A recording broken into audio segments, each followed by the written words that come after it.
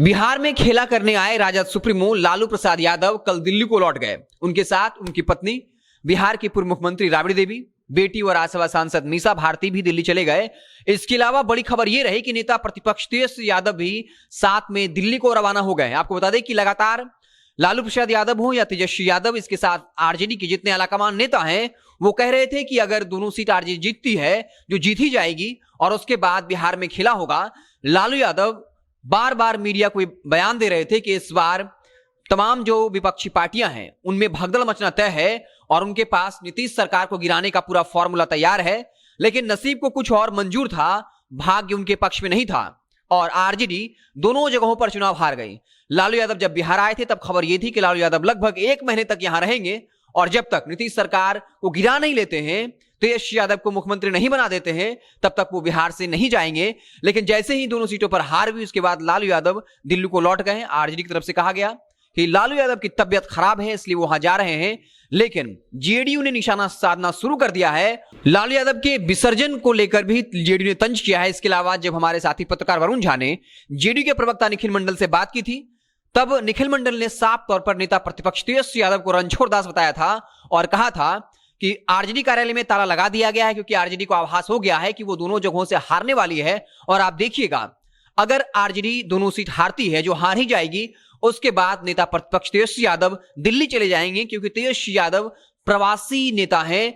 और जिस तरीके से तेजस्वी यादव दिल्ली को रवाना हुए हैं, अब जेडीयू ये परसेप्शन बनाने की कोशिश करेगी, इसको और प्रभावी करेगी कि वाकई में तेजस्वी यादव प्रवासी नेता है, जो न बाढ़ में न ही जब कोई बिहार में कोई दिक्कत होता है तब वो बिहार में होते हैं, सिर्फ जब चुनाव का वक्त आता है तब वो बिहार आते हैं। आपको बता दें कि जेडीयू प्रवक्ता नीरज कुमार ने भी एक के बाद एक ट्वीट करके आरजेडी पर, लालू यादव पर, तेजस्वी यादव पर तंज किया है। क्या कुछ लिखा है आपको बताते हैं। चरवाहा विद्यालय के राजनीतिक शब्दावली विसर्जन, पिता पुत्र में से किनका हुआ राजनीतिक विसर्जन? सच है, पारिवारिक आतंक, अहंकार, लंपट संस्कार का हुआ विसर्जन। इसके अलावा उन्होंने कहा कि राजनीतिक शहजादे को बिहारियों का ख्याल कहां आता है? चुनाव आते ही सपरिवार बिहार आता है। चुनाव में भ्रामक मुद्दे उछाल जाता है। चुनाव परिणाम खिलाफ में आए तो फरार हो जाता है। आर्थिक अपराधियों की दीपावली दिल्ली व पटियाला कोर्ट में मनाया जाता है। इसके अलावा उन्होंने और ट्वीट किए हैं और तेज प्रताप यादव को लेकर भी हमला किया है। तेज प्रताप को जिस तरीके से पार्टी से साइडलाइन किया गया, उस पर जेडीयू प्रवक्ता नीरज कुमार ने कहा कि आरजेडी को कृष्ण का सांप लग गया है। क्या कुछ लिखा है। जा रहे हैं तो जाइए, मगर आते रहिएगा। बिहार कृष्ण का श्राप लग गया है आपको, फिर कौन बचाता?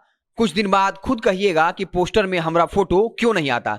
इसके अलावा जेडीयू जो प्रवक्ता नीरज कुमार ने लिखा है, जो कहते थे कर देंगे खेला, विमान पर सवार हो लौट रहे देख कर मिला, मछली की जान लेकर भी तो जीत न पाए, बड़े मायूस होकर प्रवासी कहलाए, कहां तो महीनों का था प्रोग्राम, वोट भी न मिल पाया कुछ ग्राम, क्या मुंह दिखलाते, क्या हार का किस्सा बतलाते। तो जेडीयू अब लगातार तंज कर रही है, क्योंकि लगातार लालू यादव नीतीश कुमार को लेकर हमलावर रहे और कहा कि वो इस बार नीतीश कुमार का विसर्जन कर देंगे।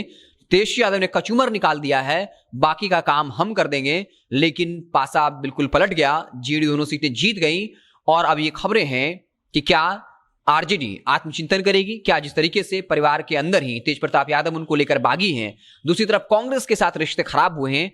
अगर तेज प्रताप यादव और कांग्रेस साथ होते तब मामला कुछ और हो सकता था, क्योंकि तेज प्रताप यादव और कांग्रेस के अनबन की वजह से तेजस्वी द्वारा उठाए गए बुनियादी मुद्दे गायब रहे।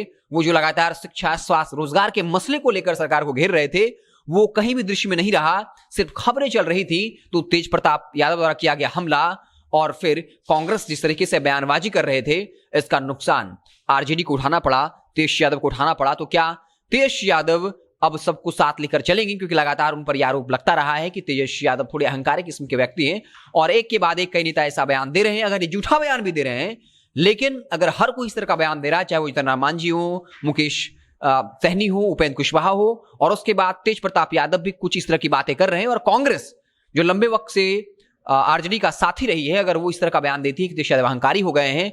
दूसरी बात, लगातार जेडीयू की तरफ से सब मसला उठाया जाता है कि तेजस्वी यादव जमीनी नेता नहीं है, वो प्रवासी हैं। जब भी वो चुनाव हारते हैं या चुनाव का मौसम खत्म हो जाता है, तब वो दिल्ली को रवाना हो जाते हैं। और इसको लेकर राहुल गांधी को भी घेरा था और कहा था कि जो बिहार के राजकुमार हैं, चुनाव खत्म हो जाता है तो दिल्ली चले जाते हैं और दिल्ली वाले राजकुमार यानी राहुल गांधी जो है वो विदेश भ्रमण पर चले जाते हैं। तो अब देखना दिलचस्प होगा कि बिहार की राजनीति आगे किस मोड़ पर जाती है। ये साफ हो गया कि तेज यादव अगर लालू यादव के साथ गए हैं तो वहां वो अकेले में वक्त बिताएंगे, आत्मचिंतन करेंगे, लालू यादव के साथ बैठकर आगे की रणनीति बनाएंगे। हो सकता है तेज प्रताप के मसले को लेकर भी बात हो, कांग्रेस के साथ रिश्ते को लेकर बात हो, और तेज यादव कुछ दिनों के लिए रिस्ट उन्होंने लिया है और जो आरजेडी है वो एक बार फिर से पूरे जोश खरोश से फिर से जो सियासी संग्राम में है उसमें कूदने का मूड बनाएगी, क्योंकि आने वाले वक्त में अब 2025 में विधानसभा चुनाव भी होने हैं, 2024 में लोकसभा चुनाव होने वाले हैं, और 2024 के लोकसभा चुनाव को लेकर लालू यादव ने साफ स्पष्ट कर दिया कि कांग्रेस राष्ट्रीय पार्टी है और हम राष्ट्रीय स्तर पर कांग्रेस के साथ हैं और बीजेपी को घेरने के लिए सभी पक्षीय पार्टियां एक होंगी। इन तमाम मसलों को लेकर वो बातचीत करेंगे और आप जुड़े रहे हमारे साथ। जैसे ही कुछ नया अपडेट आएगा तो हम उसे आपको इत्तला करेंगे। बहुत बहुत धन्यवाद।